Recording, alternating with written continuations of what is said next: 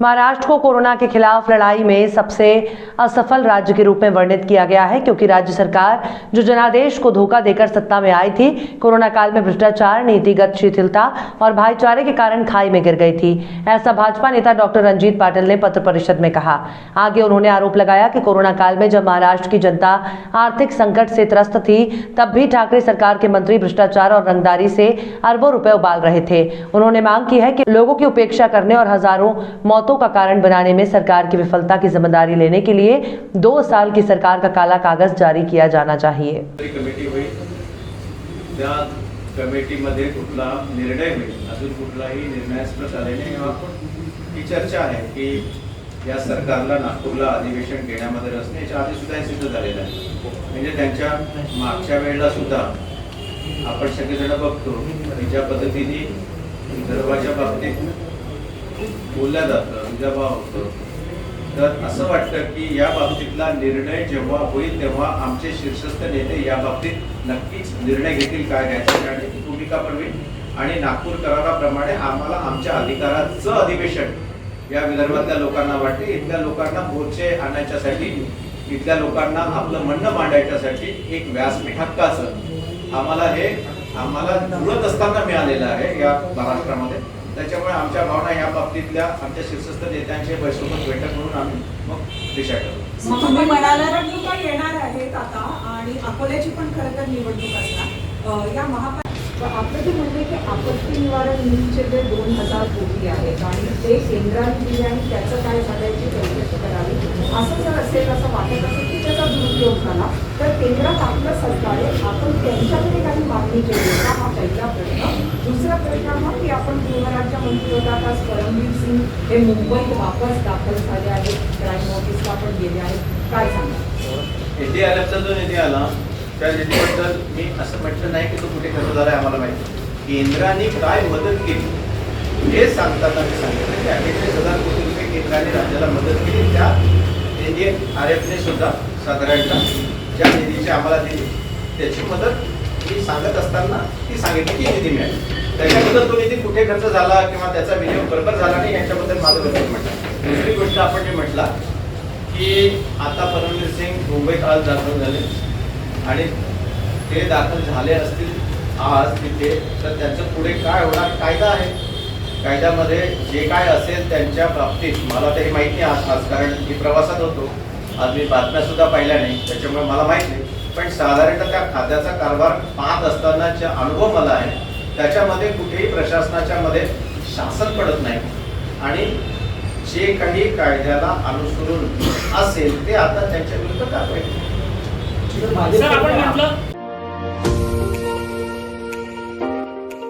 Sitara family garden and restaurant Chandrapur का अपने स्वाद और सेवा के लिए जाना माना होटल सितारा अब परिवार के लिए भी फैमिली गार्डन रेस्टोरेंट होटल सितारा, वही स्वाद मगर एक नया अंदाज।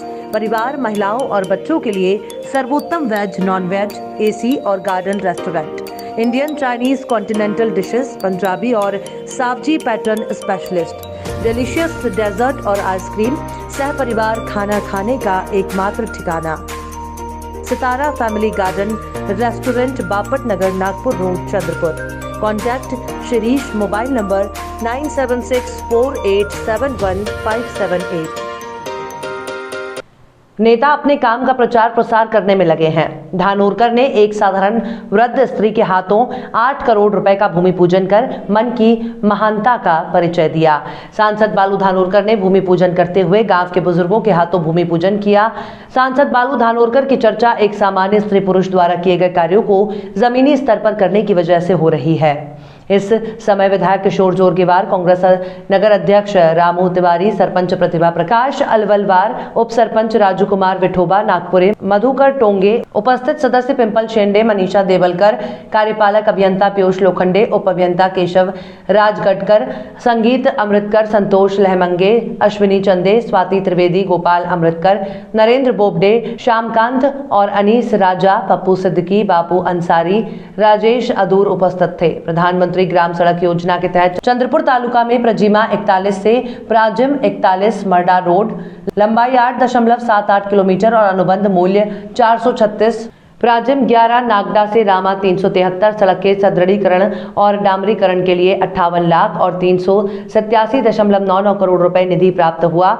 इस मौके पर सांसद बालू धानोरकर ने कहा कि जिले के ग्रामीण क्षेत्रों में सड़कों का जाल बिछाया जाएगा। ग्रामीण क्षेत्रों में सड़कों को सुचारू कर नागरिकों को सुविधा प्रदान करने के उद्देश्य से प्रधानमंत्री ग्राम सड़क योजना लागू की गई है। सड़कों का निर्माण इस तरह से होता रहेगा कि ग्रामीण क्षेत्रों में परिवहन के साधन बड़ी संख्या में बन सकें। उन्होंने कहा, मैं हमेशा ग्रामीण क्षेत्रों के विकास के लिए प्रतिबद्ध हूं। इस अवसर पर अन्य गणमान्य व्यक्तियों ने भी अपने विचार व्यक्त किए। चंद्रपुर में पहली बार अविश्वसनीय ऑफर, केवल कुछ हजारों में पाए ऑडी, बीएमडब्ल्यू और मर्सिडीज कारें। जी हाँ, चाहे आपके घर शादी हो या आपको किसी महत्वपूर्ण बिजनेस या पर्सनल कार्य से बाहर गांव जाना हो, तो अब आप शान से सवारी कर सकते हैं इंटरनेशनल टॉप ब्रांड कार में, क्योंकि आपका सपना साकार करने बेस्ट कार डील ले आया है बेस्ट कार रेंट, जहां पर आप पा सकते हैं सभी इंटरनेशनल कारें एकदम किफायती रेंट पर। संपर्क करें mister Uzair Khan, mobile number 7276863203। Maharashtra राज्य खनन निगम ने 14 अगस्त 2019 को कोयला वॉश के लिए निविदा की घोषणा की थी। निविदा संख्या MSMC माइनिंग 2019/7 में कदाचार को लेकर पूर्व में भी प्रेस कॉन्फ्रेंस की गई थी। कई व्यापारियों ने निविदा प्रक्रिया के त्रुटिपूर्ण क्रियान्वयन के लिए महाराष्ट्र राज्य खनन निगम के खिलाफ उच्च न्यायालय का दरवाजा खटखटाया था। मुख्य सवाल यह है कि क्या वॉश कोल से महाजनकों की आमदनी बढ़ेगी। हालांकि ये साबित हो गया है कि महाजनकों ने भ्रष्टाचार के लिए राज्य खनन निगम को चुना था। इस निविदा की धारा 1.6.6 के अनुसार कक्षा 2 में निविदाकारों को के मामलों में कुछ निर्देश दिए गए हैं। उक्त निर्देश के अनुसार कक्षा 2 में निविदाओं के मामले में निविदाकर्ता जो सबसे कम बोली लगाने वाला है नंबर 2 L2 होगा। यदि वे LI निविदाकर्ता के पैसे पर काम करने की इच्छा दिखाते हैं तो महाराष्ट्र राज्य खनन निगम दोनों निविदाकारों के काम वितरित करेगा। इसमें से 70% काम लवेस्ट 11 के लिए लास्ट कॉल कॉन्टेस्ट और सबसे कम L2 के लिए वॉश कोल के लिए होगा। 22 मिलियन मीट्रिक टन वॉश कोल की वार्षिक आपूर्ति के लिए महाराष्ट्र राज्य खनन निगम को नियुक्ति किया गया है। कोटा में SCCL 7 million metric ton, WCL 10 million metric ton और MCL 5 मिलियन मीट्रिक टन शामिल हैं। निविदा की धारा 1.6.6 के अनुसार LI और L2 ने 70% और 30% वॉश कोल की आपूर्ति करने का निर्णय लिया था। हमने Hind energy and coal benefit limited शामिल है। ACB लिमिटेड इस कंपनी ने भाग लिया था। Hindu energy and coal benefit company के पास WCL कोयले के लिए सबसे कम ऑफर था। टेंडर के प्रावधानों के अनुसार LI के लिए 70% और L2 के लिए 30% का बंटवारा किया जाना था। हालांकि महाराष्ट्र राज्य खनन निगम ने 5 नवंबर 2019 को दोनों कंपनियों को आशय पत्र जारी कर इस प्रावधान का उल्लंघन किया है। WCL की कोयला आपूर्ति के लिए हिंदू ऊर्जा और कोयला लाभ का 80% काम दिया गया था। WCL की कोयला आपूर्ति के लिए हिंदू ऊर्जा और कोयला लाभ का 80% काम दिया गया था। केवल 20% काम दिया गया था। अन्य दो नौकरियों के लिए ACB को 60% काम दिया गया था, जबकि Hind energy of coal benefit को 40% काम दिया गया। कंपनी ने इसके लिए काम शुरू कर वॉश कोल की आपूर्ति शुरू कर दी है और टेंडर के मुताबिक काम किया है। ये प्रक्रिया पूरी तरह से त्रुटिपूर्ण है और महाजन को महाराष्ट्र राज्य खनन निगम, हिंद ऊर्जा और ACB के आपसी कार्टेल का हिस्सा है। नतीजतन हिंद ऊर्जा को लगभग 105 करोड़ रुपए का अतिरिक्त लाभ मिला है। हिंद एनर्जी कंपनी को सालाना करीब 250 करोड़ रुपए का मुनाफा हो रहा है, जो कि समझौता 5 साल के लिए है। इस तरह से करीब 1250 करोड़ रुपए का गबन किया गया है। ये मांग करते हैं कि सरकार तुरंत इसकी जांच करे और दोनों कंपनियों को वॉश कोटा की आपूर्ति बंद करे, क्योंकि टेंडर प्रक्रिया त्रुटिपूर्ण है। हमारा आरोप है कि इन सभी मामलों में हिंद एनर्जी और ACB ने महाजन को और राज्य खनन निगम को हाथ में लिया है और टेंडर में टर्म एंड रेट तय किया है। इसकी भी जांच होनी चाहिए।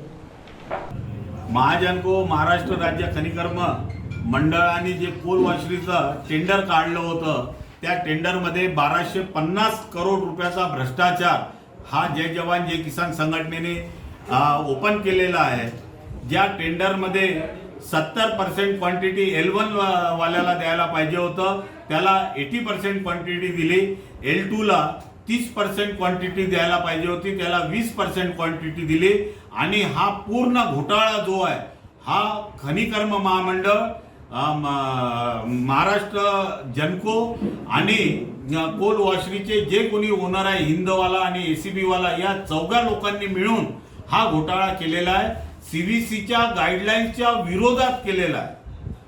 म्हणून या कंपनींवर ताबडतोब यांना ब्लॅकलिस्टेड करावं. महाजनकोचे आणि राज्य खनिकर्म महामंडळाच्या अधिकाऱ्यांना ताबडतोब यांच्यावर गुन्हा दाखल करून यांना पदमुक्त करण्यात यावं आणि हा टेंडर कॅन्सल करून महाजनकोला याच्यामुळे जो 1250 करोड रुपयाचं नुकसान होणार आहे एका वर्षाचं, 5 वर्षाचं, हे ताबडतोब थांबवून नवीन निविदा काढावी अशी जय जवान जय किसानची मागणी आहे. हा गुन्हा खनिकर्म महामंडळाने जी निविदा काढली त्यांच्या MD वर हा गुन्हा दाखल व्हावा आणि महाजनकोचे जे कोणी ऑफिसर याच्यामध्ये इन्व्हॉल्व असतील, जर महाजनकोला हे कळत नसेल की या निविदामध्ये कशी फेरफार झालेली आहे, तर याच्यावर सुद्धा इन्क्वायरी बसवून महाजनकोच्या ऑफिसर लोकांवर इन्क्वायरी बसवायला पाहिजे. त्याचं हे उदाहरण आहे, हे त्याचे कागद आहेत.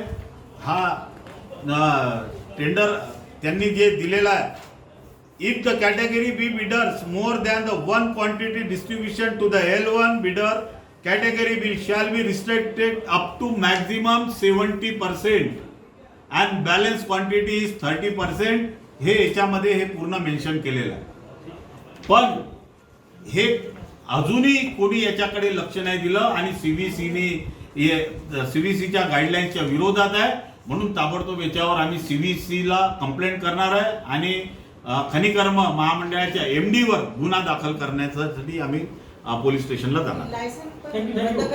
ND Bakers, fresh and delicious cakes, cheesecakes, desserts, pastries, brownie, puff, breads, cookies, khari and donuts.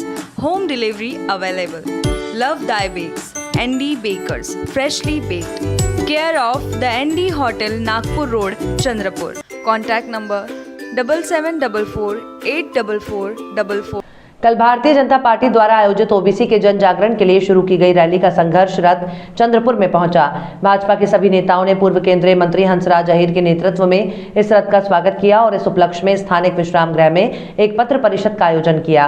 पत्र परिषद में बोलते हुए पूर्व केंद्रीय गृह राज्य मंत्री हंसराज अहीर ने कहा कि राज्य सरकार की गलतियों की वजह से ओबीसी आरक्षण खतरे में आ गया है। राज्य सरकार आयोग द्वारा मांगे गए 400 करोड़ रुपए देकर इंपीरियल डाटा तैयार कर सकती है, मगर वो उसमें टाल मटोल कर रहे हैं। अहीर ने आगे कहा कि वे अब तक ओबीसी के लिए जो भी आरक्षण भूतकाल में हुआ था वो केंद्र और राज्य में केवल भाजपा सरकार ने ही किया था और कांग्रेस और महाविकास आघाड़ी सरकार ने इसके लिए आज तक कुछ भी नहीं किया। इस पत्र परिषद में भाजपा के ग्रामीण जिला अध्यक्ष देवराव भोंगड़े, शहर जिला अध्यक्ष डॉक्टर मंगेश गुलवाड़े, पार्षद सुभाष कासम गोटुवार, पूर्व जिला अध्यक्ष विजय राउत और अन्य पदाधिकारी उपस्थित थे।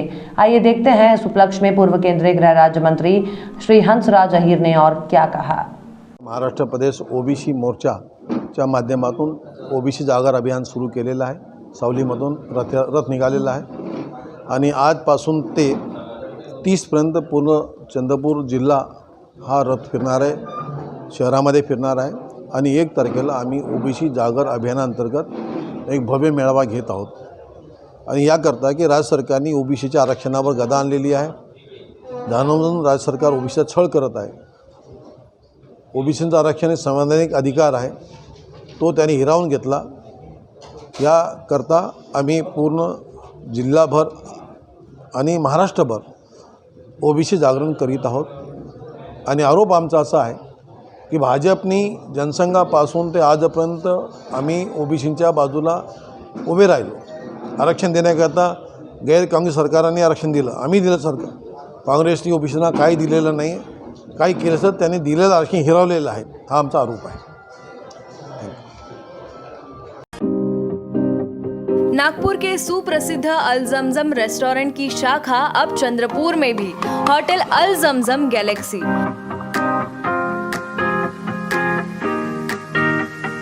वेज, नॉनवेज और चाइनीज खाने के लिए आलीशान फैमिली रेस्टोरेंट, साथ ही अल जमजम सेलिब्रेशन लॉन, शादी, पार्टी, बर्थडे और किसी भी मीटिंग या समारोह के लिए सर्वोत्तम स्वाद और सेवा की गारंटी।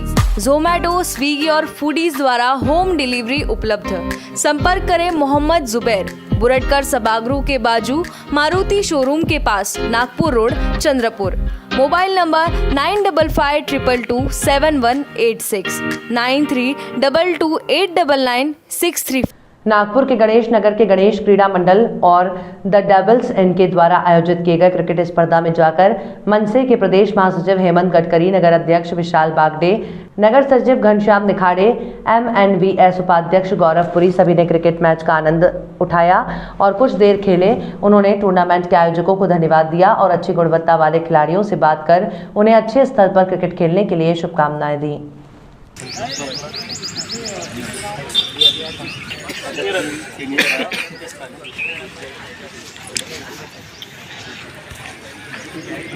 चंद्रपुर की और आपकी खूबसूरती में चार चांद लगाने अब आ गया है कैसा यूनिसेक्स सैलून, आपका पर्सनल स्टाइलिस्ट। लेडीज, जेंट्स और बच्चों के लिए सर्वोत्कृष्ट मेडिकल और हर्बल स्किन और हेयर ट्रीटमेंट, वो भी एकदम किफायती दाम में। खूबसूरत इंटीरियर और एक्सपीरियंस्ड स्टाफ, एक बार सेवा का मौका अवश्य दें। कैसा unisex salon, Jhanjhri complex, hotel Rasraj के सामने, Sapna talkies road, Chandrapur. Mobile number 8799902232। हर साल 6 जनवरी को पूरे महाराष्ट्र में पत्रकार दिवस मनाया जाता है। इस वर्ष पत्रकार दिवस 6 जनवरी 2022 के अवसर पर रविवार 9 जनवरी को डिजिटल मीडिया एसोसिएशन के माध्यम से समाचार पोर्टलों और यूट्यूब चैनलों के लिए एक प्रतियोगिता का आयोजन किया गया है। पूरे चंद्रपुर जिले के न्यूज पोर्टल और यूट्यूब चैनलों के लिए ये प्रतियोगिता का आयोजन किया गया है। रविवार 21 नवंबर को चंद्रपुर जिला कार्यालय में हुई बैठक में निर्णय लिया गया।